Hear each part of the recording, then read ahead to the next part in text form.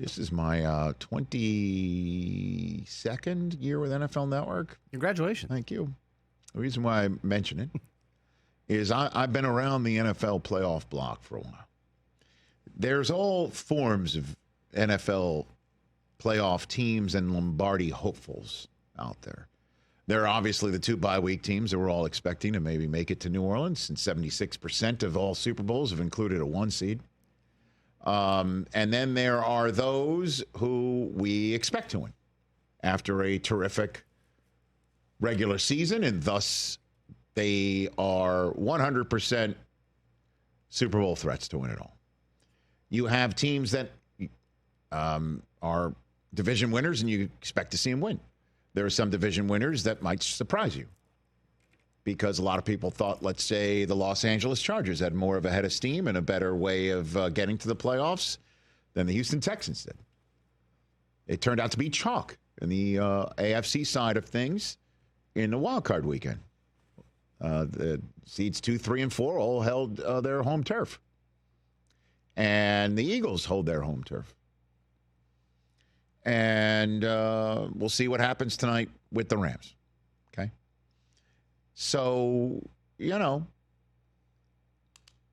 there are teams that you expect it, and there are teams that when they win, it's a bit of a surprise, but they've won a division.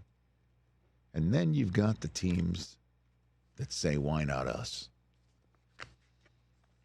And that's your Washington Commanders in these playoffs. Why not us? Because they are a threat. When you've got a why not us team, I mean, you've seen them. Mm-hmm. The Ben Roethlisberger, final Bill Cowher, Pittsburgh Steelers, why not us? The New York Giants with Eli Manning, why not us? Chris Brockman's New England Patriots, Tom Brady's first run. Absolutely. Why not us against the greatest show on turf? And then every other Tom Brady Super Bowl championship team, they were saying, why not us about themselves, while the rest of the NFL universe is like, what are you talking about? Why not you? It's only you. I don't appreciate that. Okay. But I'm just pointing out there's been a lot of why not us. True.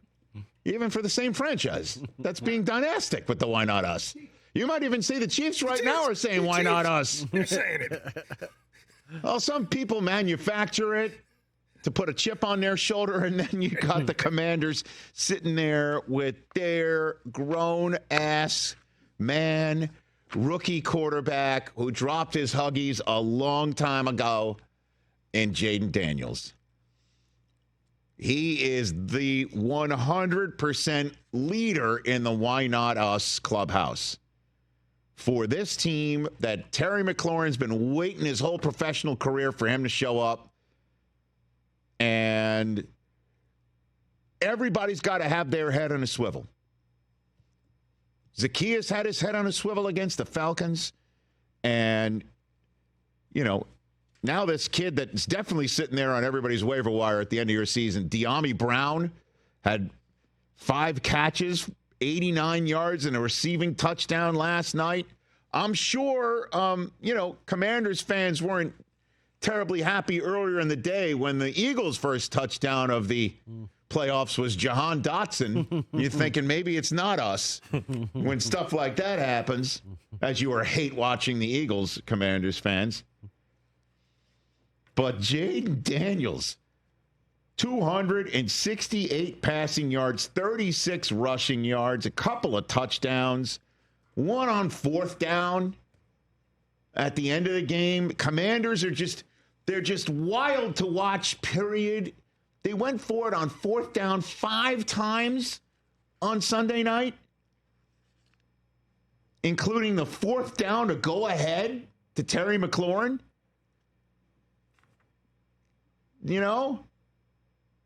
Unbelievable.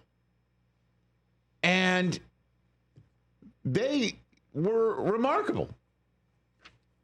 I mean, they're down 17-13, and instead of kicking a field goal on 4th and 2 at the Tampa Bay 5 after getting the ball right back on a fumble, Dan Quinn's like, let's go for it. They were 3 of 5 on fourth downs. They are the first team since 1991 to win a playoff game in which they had at least 5 or more fourth down attempts. Everyone else who's done that is 0-8. The Commanders now made it 1-8 because they believe in this kid. And the personification of Jayden Daniels' coolness isn't, what everybody's talking about, that when Gonzalez doinked them to Detroit with the field goal at the end, that he didn't even smile. It's this.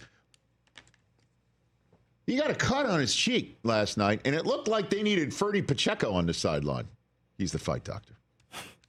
Looked like they needed him to sit in the corner and have this cut attended to. That's how it looked pretty deep at one point to me. I missed the cut. I thought it was a tribute to Nelly, the way he had the Band-Aid under his eye at first. And after the game, does this personify Jayden Daniels or what? Hit it. What happened? I don't know. I didn't know I was bleeding until they told me, so I wiped it and was like, oh, I'm bleeding. Stitches or? Nah. There you go. Wow. He didn't even know he was bleeding. He didn't have time to bleed, Rich. That's right. You know what I mean? Nobody makes me bleed my own blood. Why not us? One of the most dangerous types of playoff teams. Too young to know what they should know. Right. Not old enough to know what they don't know. And then they got somebody like Bobby Wagner in the middle of the defense that who does know and has does been know there. Yeah. and does that. Yeah. And a bunch of other defenders that, outside of Mike Evans going off last night, made enough plays to win it. And the Bucs were the ones who made the mistakes.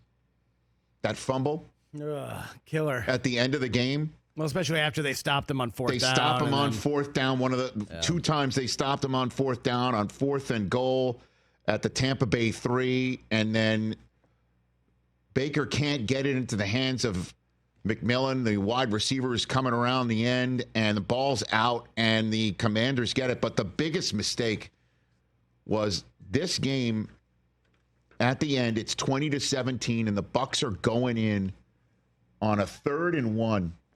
And Bucky Irving standing back there, and they botched the snap count. Here you are with 5 minutes to go in a playoff game at home.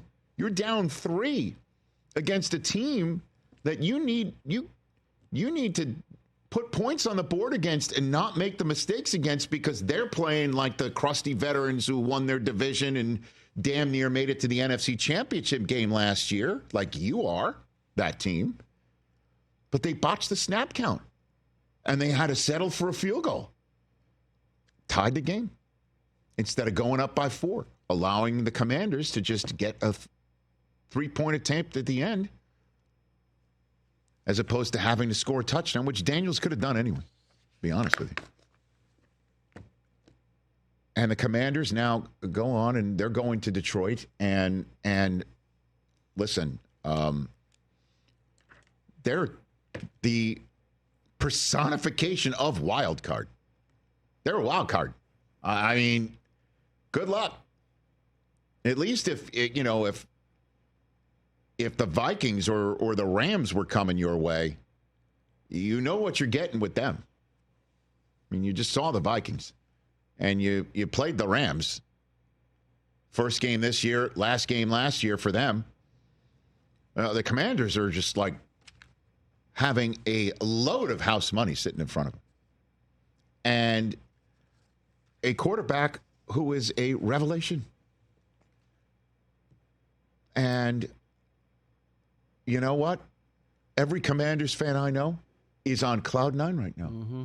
Same. Because this was, without question, one of the worst run franchises for a long time, with an owner that seemed like he would never leave. Every Commanders fan, Washington football team fan, yes, Redskins fan, that I've known forever since Dan Snyder took over, the first question I would get asked is is there any chance this man sells the team? Period. End of story. And for the 5 years before he sold it, it was like an annual Washington Post deep dive of just how horrible it was within that facility. Didn't you remember Alex Smith came on, said they couldn't focus sometimes on the job. With all the stuff going on around it, yeah. Now look at them. They're in the Final Four of the NFC tournament. They have a quarterback that is the envy of, name anybody that's on the clock right now for a quarterback. They hope and pray the football gods drop Jayden Daniels in their lap. And Dan Quinn and the staff there have done a marvelous job on coaching him up with Cliff Kingsbury, the front office surrounding him, and the ownership group with Magic Johnson sitting in one of the chairs there. I mean, Commanders fans got to be pinching themselves. Moving on to Detroit. The Lions need to have their head on a swivel. They have 15 wins, and they are really talented, and they are absolutely, in my estimation, the favorites in the NFC. But here come the Commanders. And my goodness, thank goodness for that game. Otherwise, Wild Card Weekend was holding the beer of the first 4 games of the college football playoffs. So, in terms of first round playoff contest for football, Jayden Daniels and the Bucs saved the day, and I know Bucs fans are very upset about how it all ended. Catch the Rich Eisen Show every single day on the Roku channel, 12 to 3 Eastern, for free.